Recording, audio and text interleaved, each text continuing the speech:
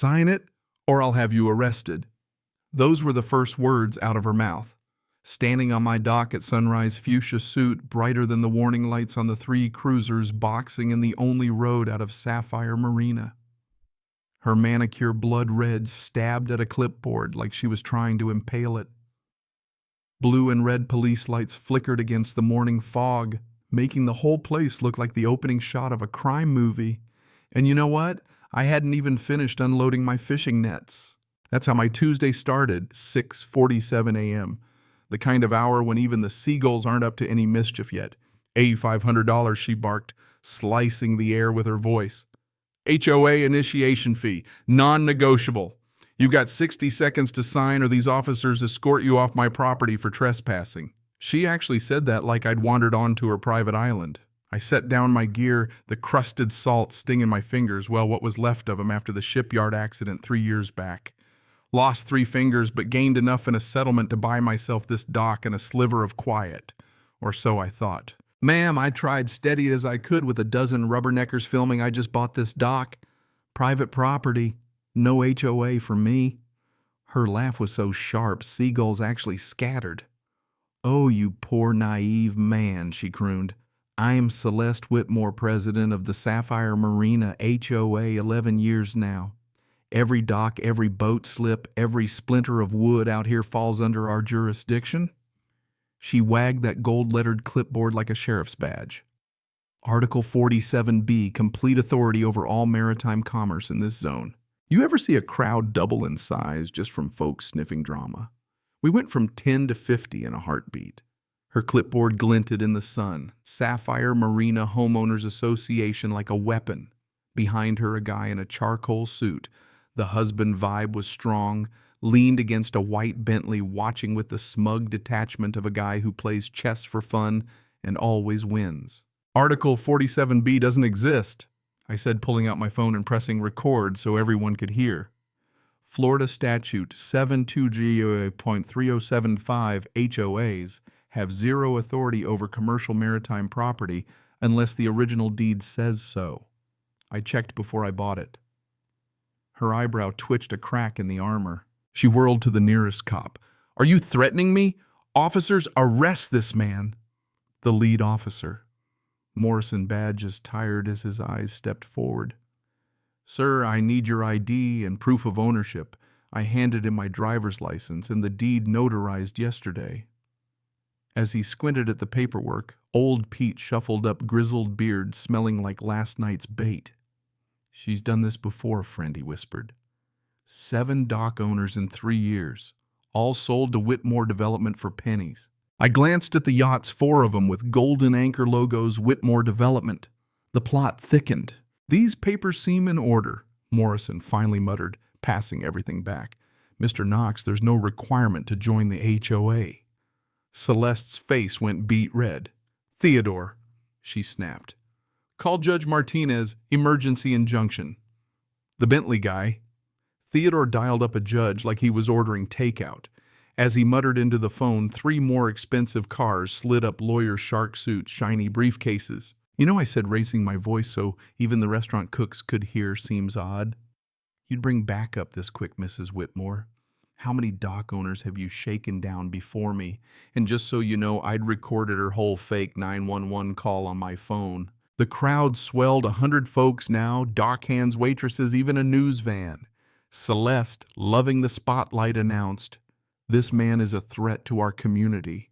Without HOA oversight, his dock could become a haven for crime drugs, illegal immigrants."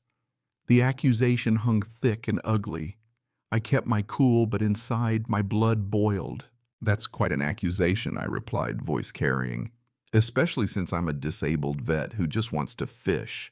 Go on, tell everyone how dangerous I am." One lawyer stepped up, glasses worth more than my truck. "Mr. Knox, Stephen Hartley, legal counsel. We'll offer $20,000 for your dock cash. Walk away, no legal trouble." "It's worth $200,000, I shot back, waiving the assessment. "That was before you crossed us." Hartley smirked. "We can make your life miserable: fines, inspections, lawsuits. Is this dock worth that? That's when Pete, brave as ever, stepped up. She ran me off my dock last year. Claimed I owed $30,000 and back fees never existed when I bought in '98. My dock was fine till your inspector pals showed up every week with problems, which vanished after Whitmore bought it for a quarter the price. Murmurs rose, dozens of stories, all the same: fines, forced sales, manufactured violations. I scrolled through property records on my phone. Whitmore Developments bought 12 waterfront properties here in 3 years, all sold for under 30% of market value, all targeted by HOA fines first. Hartley tried to talk tough. Distressed properties, nothing illegal. Distressed or deliberately distressed. I have an email here from Mrs. Whitmore to a health inspector about targeting protocols for non-compliant owners. Want me to read it? Celeste went pale. That's privileged communication. How did you... It's in public court. Docs from Pete's lawsuit. Dismissed by Judge Whitmore, your husband. Little conflict of interest, huh? The news crew rolled tape. Celeste tried to regain control. Officers cite this man for disturbing the peace. But Morrison hesitated, worn down by the circus. Ma'am, I don't see evidence of threats. Do your job, Sergeant, or I'll speak with the chief about your fitness for duty. My father-in-law donates generously to your association. Remember that? I'd had enough. Sergeant, before you write that citation, you might want to see this. I pulled a badge, State Maritime Inspector, Criminal Division. The crowd gasped. Celeste staggered. I've been investigating Whitmore Development for 8 months. This morning's stunt was just what we needed. Silence. You could hear the water slapping the pilings. Celeste gaped. Theodore backed up, phone glued to his ear. You can't be serious. This is entrapment. No, ma'am. Entrapment means I make you commit a crime. All I did was buy a dock and refuse an illegal fee. You called the cops, made threats, tried to coerce a public official. I turned to the crowd. Anyone victimized by this scheme, stay. We're taking statements. Anyone who helped. You might want a lawyer. 3 unmarked SUVs pulled in. Agents in Blue Jackets Financial Crimes Division. Celeste's clipboard hit the dock papers flying. You don't know who you're dealing with. My father-in-law is Senator Richard Whitmore. He'll have your badge. You mean the senator under federal investigation for bribes? I showed her the docs on my phone. The crowd erupted, news crews, live streams, people crying out in disbelief. Agents intercepted Theodore at his Bentley. Mr. Whitmore, we have a warrant for your offices and vehicle. Hartley, the slick lawyer, got cuffed for conspiracy, racketeering, fraud. Celeste answered her phone. Daddy, the FBI is at your house. What do you mean? They're at your house. Mrs. Sullivan told agents about $3,000 in bogus beautification fees. Tom Bradley showed 17 made-up violations, all after refusing to sell. But it was Celeste herself who cracked the case wide open. Every desperate call she made revealed more layers of blackmail and bribes. County judges, inspectors, city council. And then here comes the twist. A black town car rolled up, U.S. Senate plates gleaming. Out stepped Senator Whitmore, towering silver-haired voice echoing across the marina. What is the meaning of this? Why are my family being treated like criminals?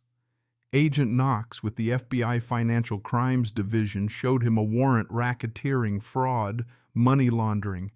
You're under arrest, Senator. The crowd fell silent. Even the gulls quit squawking. He thundered, I demand to speak to the Attorney General. He authorized this arrest himself, Knox replied. And he's interested in the $3.7 million funneled to your campaign. I stepped up.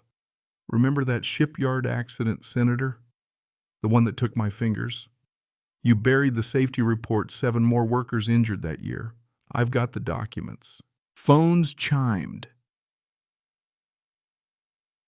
Whitmore, corruption trending, 5 million views already. Maria, the young dock owner, shouted, CNN just picked it up. Biggest scandal in Florida history. As Celeste and Theodore got loaded into SUVs, the senator warned, You have no idea what you've started. You're right, I told him. This is just the beginning. Every dirty deal, every bribe, every innocent person you've hurt, it's all coming out. By the way, that chemical spill you covered up, the EPA just reopened it.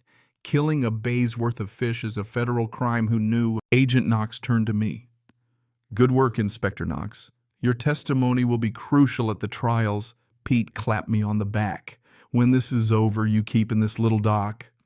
I looked at the sun rising, the honest folks, the new cardboard sign where Celeste's HOA sign had been, corruption-free zone, bullies not welcome.